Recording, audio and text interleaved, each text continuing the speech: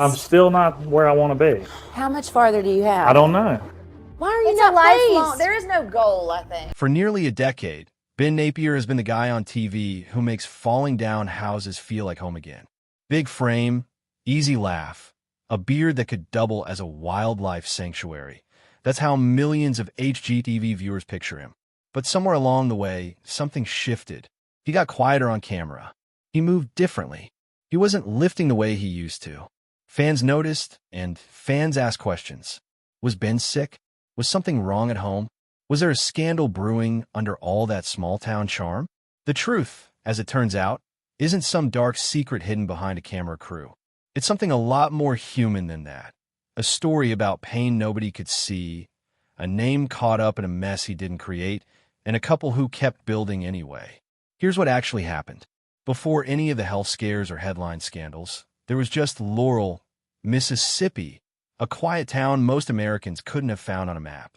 Ben Napier grew up nearby, and after college he ended up back there with his wife, Erin, an artist and graphic designer he'd met years earlier at Jones County Junior College. They bought and restored a 1925 Craftsman home, and that project ended up catching the eye of a magazine, which caught the eye of HGTV. What the network found wasn't a couple chasing fame. It was a husband and wife team who already loved their town enough to fix it up one house at a time, camera or no camera. When Hometown premiered in 2016, it didn't look like the Renovation shows already crowding cable TV. There were no manufactured feuds, no forced twists, no bidding wars over granite countertops.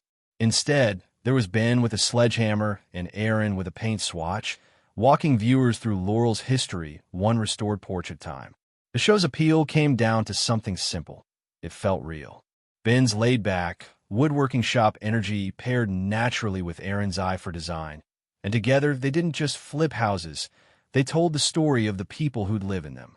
Laurel itself became a character in its own right, a slower, gentler alternative to the flashy, sprawling cities most home shows were built around. Success didn't arrive overnight. The Napiers have been quietly restoring old homes around Laurel long before any network came calling, and when HGTV finally did, it felt almost too good to be true. It wasn't. Hometown became one of the network's signature series, eventually spinning off into Hometown Takeover, Hometown Kickstart, and Hometown, Ben's Workshop. By early 2026, the flagship show had reached its 10th season, still pulling in a loyal national audience nearly 10 years after its debut. But growth brings pressure, and a show that started as two people restoring their neighbors' houses eventually turned into a multi-series television operation with tight schedules and constant demands. Behind the warm lighting and finished reveals, life for the Napiers got a lot more complicated than it looked on screen. And it wasn't long before Ben's name ended up somewhere he never expected, in the middle of one of Mississippi's biggest public scandals. In early 2020, Mississippi's state government was rocked by a welfare fraud investigation that would eventually become one of the largest public corruption cases in the state's history. Officials found that tens of millions of dollars meant for the state's poorest families through the Temporary Assistance for Needy Families program had instead been funneled toward private projects and well-connected individuals. By the time investigators finished tallying the damage, the figure came to roughly $77 million. The case grew bigger and more public as time went on. In May 2022, Mississippi's Department of Human Services filed a civil lawsuit against dozens of individuals and organizations connected to the scheme, including retired NFL quarterback Brett Favre. Investigators alleged Favre had pushed for millions of welfare dollars to be redirected toward a new volleyball facility at his alma mater, the University of Southern Mississippi, where his daughter was playing at the time. As the case unfolded, it also touched former Mississippi Governor Phil Bryant, along with several nonprofit leaders who eventually pleaded guilty to fraud-related charges. It was a massive, ugly story, and reporters combing through the mountains of documents and text messages released during the investigation were bound to find unexpected names. One of them was Ben Napier's. In September 2022, investigative journalist Anna Wolf of Mississippi Today published text exchanges between Bryant and Favre from years earlier. In one of them, Bryant mentioned that Ben had offered help connecting the football program to someone who could build lockers for the new facility. When Wolf shared part of that exchange publicly, it read as though Ben had personally assisted in constructing the very project at the center of the fraud case.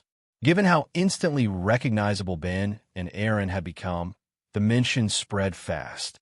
For fans, it landed like a gut punch. This was the guy known for restoring old houses out of love for his community, suddenly tied, even loosely, to a fraud scandal involving tens of millions of dollars meant for struggling families. Social media lit up with questions. Had the Napiers' wholesome image been an act all along? Erin didn't stay quiet for long. She pushed back publicly, clarifying that Ben hadn't built anything for the project at all. According to her, the governor had simply texted Ben asking if he could recommend a contractor, and Ben passed along the name of a local cabinet maker the family already worked with. Nothing more. Wolf, the reporter who'd shared the original texts, later acknowledged that Erin's account lined up with what the documents actually showed. That distinction mattered. Ben was never named as a defendant in the case. He was never accused of wrongdoing, never investigated, and never tied to any of the actual misuse of funds. His name appeared exactly once in a casual text about a construction referral, a case of being mentioned in passing during a massive investigation, not being implicated in it. It's the kind of detail that gets lost once a story like this takes off online. A single sentence in thousands of pages of documents can attach itself to a famous name and take on a life of its own. Even so, the moment stuck around online in a way facts alone couldn't undo. Years later, Ben Napier fraud scandal still shows up in entertainment headlines and clickbait roundups, almost always followed by the same clarification: he wasn't involved. It's a reminder of how quickly a reputation built over years can be shaken by a single out-of-context mention, and how much slower the correction travels than the original alarm. For Ben and Erin, the response was to do what they'd always done: keep their heads down, keep working, and let the facts settle on their own timeline. They largely avoided feeding the story further, and within a relatively short window, the narrative moved on. But the episode was an early sign of something the Napiers would keep running into as their fame grew. That visibility comes with a cost, and not all of it is under your control. That wouldn't be the last time the family found themselves dealing with something they never asked for. Just a year before the fraud story broke, Ben and Erin had already lived through a genuinely frightening ordeal much closer to home. In 2021, while Erin was pregnant with the couple's second daughter, an older man from out of state moved into a house just a block from the Napiers' own home. He arrived with nothing but a suitcase and a collection of toys, and it soon became clear he wasn't there by coincidence. According to Erin's own account, shared later on Instagram, the man made unsettling remarks suggesting he believed he'd been sent to protect their family, and he was seen on multiple occasions near their older daughter, Helen, and near the family's newborn. The situation escalated to the point where the Napiers brought in around-the-clock security for their home, all while trying to shield Helen, who was still a toddler at the time, from understanding what was actually happening. When she asked who the unfamiliar adults around the house were, her parents told her they were simply friends staying with them for a while. In May 2021, Ben and Erin filed a restraining order against the man, later identified as John Patrick Gaffney. He was ordered to return to California, and the situation was eventually resolved without further incident. It's the kind of story that never made it into a hometown episode, and understandably so, but it's a piece of the puzzle that helps explain why a couple who built their brand on openness has also, at times, drawn firm lines around what they share publicly and what they keep private for their kids' sake. That instinct to protect their family from public exposure would come up again and again as Ben and Erin's lives kept intersecting with their growing fame, including when Ben's own body started sending him warning signs he couldn't ignore. Long before any official announcement, longtime viewers of Hometown started picking up on small changes. Ben was sitting more during builds. Erin was hauling the heavier materials while Ben hung back. He wasn't demonstrating tools with quite the same ease. None of it was dramatic on its own, but people who'd watched years of episodes could tell something wasn't right, and speculation started building in comment sections and fan forums. Is Ben okay? Why does he seem less active lately? The real explanation, once it came out, was straightforward but genuinely painful. For years, Ben had been dealing with a shoulder problem that started small and slowly got worse. A bone spur had developed in his shoulder joint, digging into the surrounding tissue every time he used his arm, which, given his job, was constantly. He pushed through it during renovations and filming for a long stretch, trying to work around the pain rather than deal with it head-on. But the injury didn't improve. If anything, it plateaued at a level of pain that made everyday tasks difficult. Ben has since described just how much that pain affected him outside of work, too. Basic things, throwing his daughters in the air, carrying them around the house, became genuinely hard to do. For someone whose entire public identity is built around physical craftsmanship, that kind of limitation cuts deeper than just the physical discomfort. It chips away at a sense of usefulness, of being the dependable one. In March 2023, Ben finally had surgery to repair the damage. The procedure addressed a torn rotator cuff, shaved down the bone spur that had been causing so much trouble, and trimmed away damaged cartilage. Erin shared updates from his recovery on social media, including a photo of Ben resting on the couch, surrounded by stuffed animals shortly after the operation. Recovery wasn't quick or easy. Ben had to wear a sling for weeks and go through extensive physical therapy to rebuild strength and mobility, all while HGTV's production schedule kept moving. He said the hardest part of the whole process wasn't the pain itself. It was having to sit back and watch other people do physical work he'd normally jump in to help with. For a man who'd built his entire career around hands-on labor, being told to hold back went against every instinct he had. There were lighter moments woven into the recovery, too. In the season premiere that documented his surgery, Ben couldn't resist joking around about how he'd actually hurt his shoulder, spinning increasingly ridiculous cover stories to homeowners and crew members. A skateboarding accident, a bullfight in Tijuana, a wrestling match somewhere in Peru. It was a very Ben Napier way of dealing with something genuinely difficult. Find a way to make people laugh about it anyway. The recovery also became tangled up with a broader health push Ben had already started before the surgery. Around the same time, doctors had flagged his blood pressure as a concern, and rather than go straight to medication, Ben chose to overhaul his diet and fitness habits. Between the lifestyle changes and the months of enforced rest from his shoulder, he ended up losing roughly 95 pounds. He's talked about being surprised at how quickly his upper body lost muscle mass once he could no longer lift anything at work, and by late 2024 he'd regained some of that weight back as he rebuilt the strength he'd lost.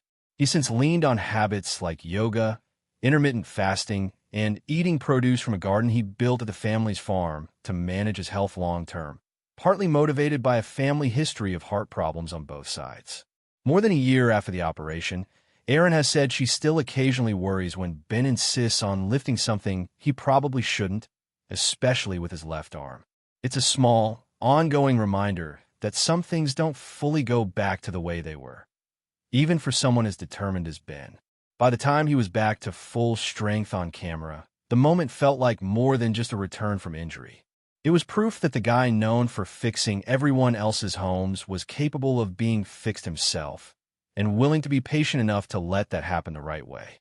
Away from scandal headlines and hospital visits, a lot of what actually shaped Ben and Erin's last several years happened much closer to home, in the milestones, both joyful and hard, that come with building a family in public. One of the more memorable stretches of Hometown centered on a home renovation for Ben's brother, Jesse, and his wife, Lauren, after the couple relocated to Laurel. What started as a favor between family turned into something much bigger once both households realized they had overlapping news to share. Jesse and Lauren were expecting their first child right around the same time Ben and Erin were expecting their second. The resulting episode leaned into that overlap, following two families building homes and starting new chapters within weeks of each other. Years later, that same house came back into the story in a different way. In 2025, Jesse and Lauren decided to sell the home and move to a larger property with more land, giving their kids room to grow a garden and explore outdoors. For a family that had put so much of themselves into that house, the kitchen, The nursery, years of holidays, and everyday moments. Letting it go wasn't simple. Erin shared her own mixed feelings about it publicly, reflecting on the memories the house held and expressing hope that whoever bought it next would come to love it the way the family had. Ben echoed similar sentiments, talking about how much life had happened inside that house in just a few years. Holidays, family dinners, countless cups of coffee shared with his mother in that kitchen. It's a small story in the grand scheme of a TV career, but it says a lot about how the Napiers approach their work. For them, a house is never just a structure to renovate and move on from. It carries the actual texture of people's lives, and letting go of one, even for a good reason, comes with real emotional weight. That same period also brought a wave of rumors the couple had to deal with directly, speculation about trouble in their marriage. In the summer of 2025, while the family was traveling in Scotland, reports began circulating suggesting the Napiers' marriage was in trouble. Erin addressed it head-on through social media, firmly denying the rumors and making clear that reports of a split were simply untrue. Given how much of their relationship plays out on camera, moments like these are a reminder that even a marriage built on genuine, visible partnership isn't immune to unfounded gossip.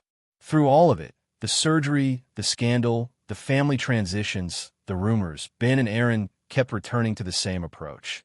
Work hard, stay grounded, and let time sort out what the internet gets wrong. If fixing up individual homes in Laurel felt like a full-time job, the Napiers' next major project raised the stakes considerably. In March 2025, Hometown Takeover returned for a third season, this time setting its sights on Sebring, Florida, a small lakeside community about 70 miles south of Orlando that had spent years struggling with hurricane damage and a hollowed-out downtown. Unlike a standard episode of Hometown, this wasn't a handful of house renovations spread across a season. It was more than a dozen projects tackled over roughly 4 months, touching homes, local businesses, and public gathering spaces across the entire town.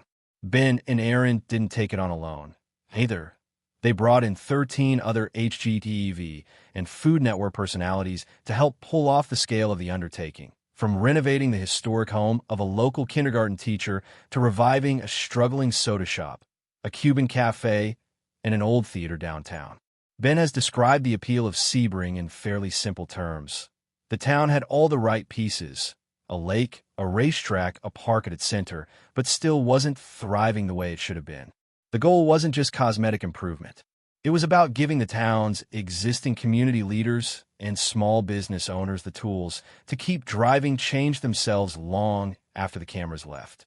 It was by any measure the most ambitious project the Napiers had taken on to that point, a scale of work that went far beyond what most renovation shows ever attempt.